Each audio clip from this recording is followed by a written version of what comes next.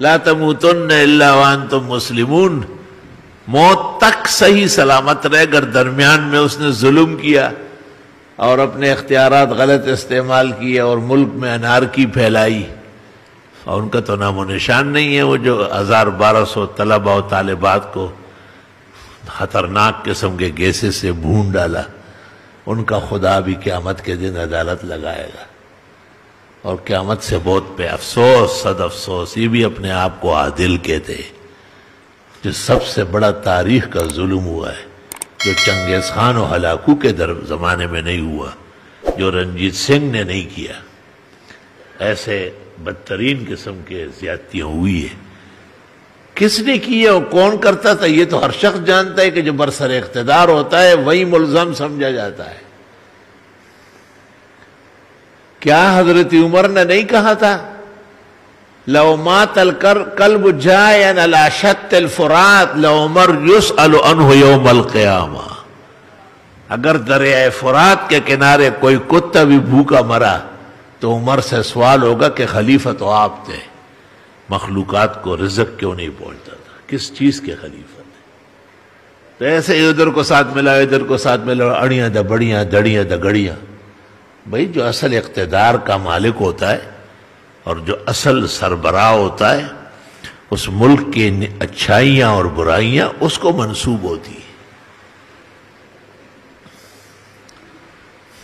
یہ کوئی نئی بات ہے، اسلام کا درخشاں باب ہے۔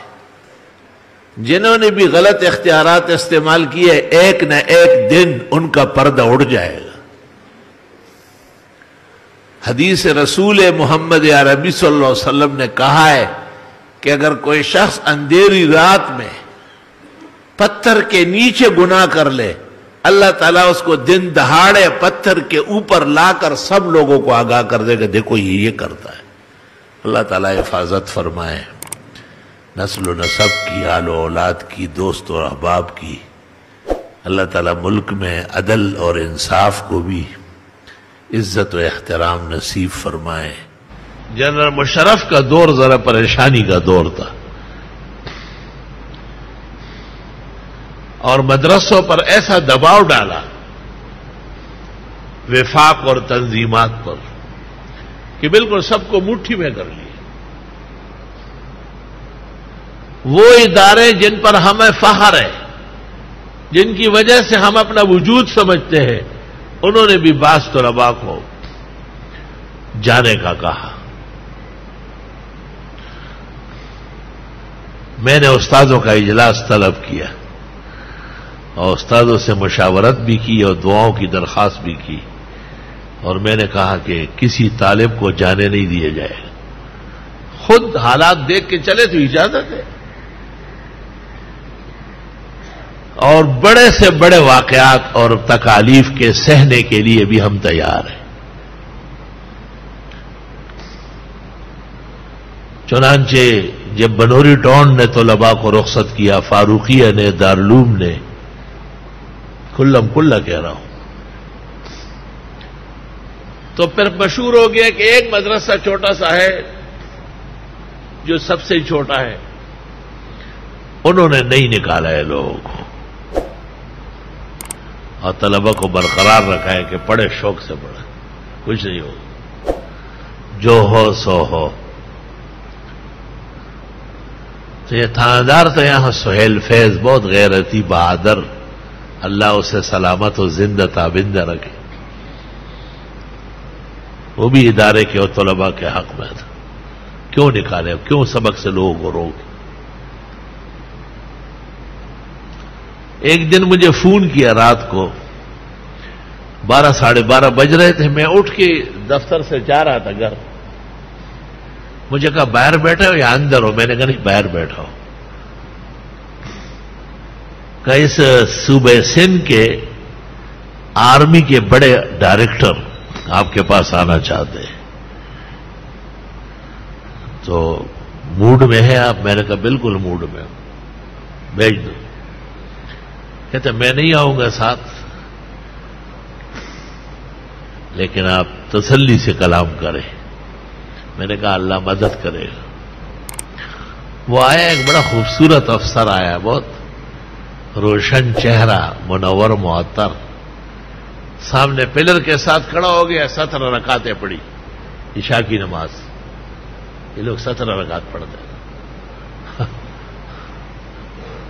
پھر یہاں سے فارغ ہو کے وہاں آیا، سلام کیا. میں نے کہا بیٹھو. میں نے کہا بھائی کوئی چائے وائے؟ اس نے کہا نہیں میں یہ کام نہیں کرتا. میں نے کہا چلو اٹھاؤ بھائی. آمدم برسر مطلب، جس کام کے لیے آئے ہیں بیان بتائے.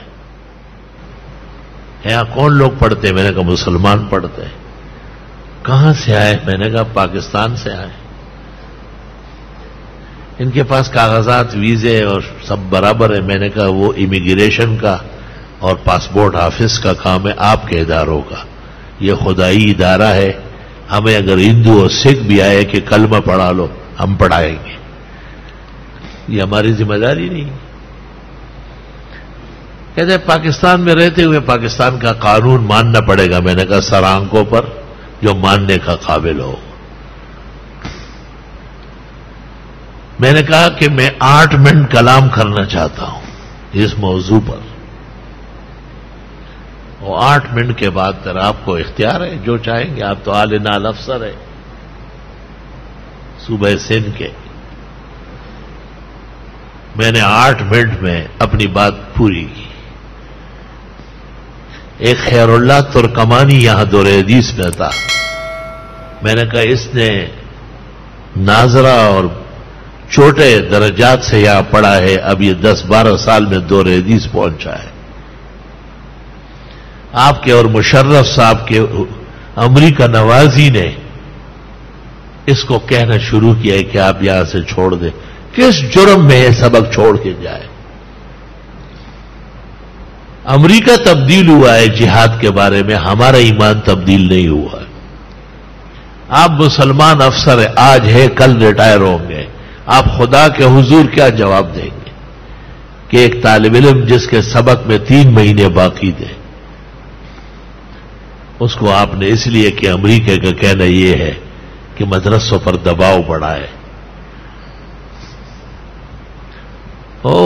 افسر روتا ہے، رو رہا ہے. ٹیشو پیپر پورا ختم کیا، آنسو پوچھ کے اٹھاؤ. طالب علم سے گلے ملا، طالب علم کی پیشانی چومی اور اسے کہا بیٹھے پڑے آپ شوق سے. یہاں سے پورا کرنے کے بعد 1 سال حضرت کے پاس اور گزارے.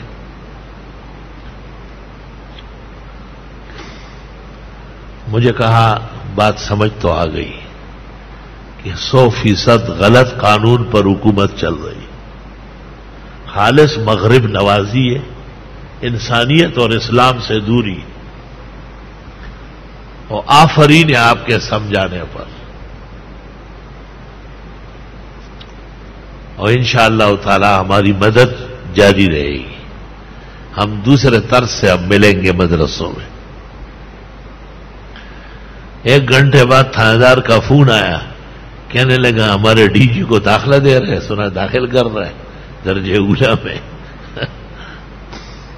کہنا وہ سخت متاثر ہو کے آیا ہے اور کہتے شیخ نے مجھے سمجھایا ہم کو ایسا نہیں کرنا چاہیے، ہمیں مسلمان رہنا ہے اور مسلمان مرنا ہے، اور ایسا کر کے ہم مسلمان نہیں رہ سکیں گے.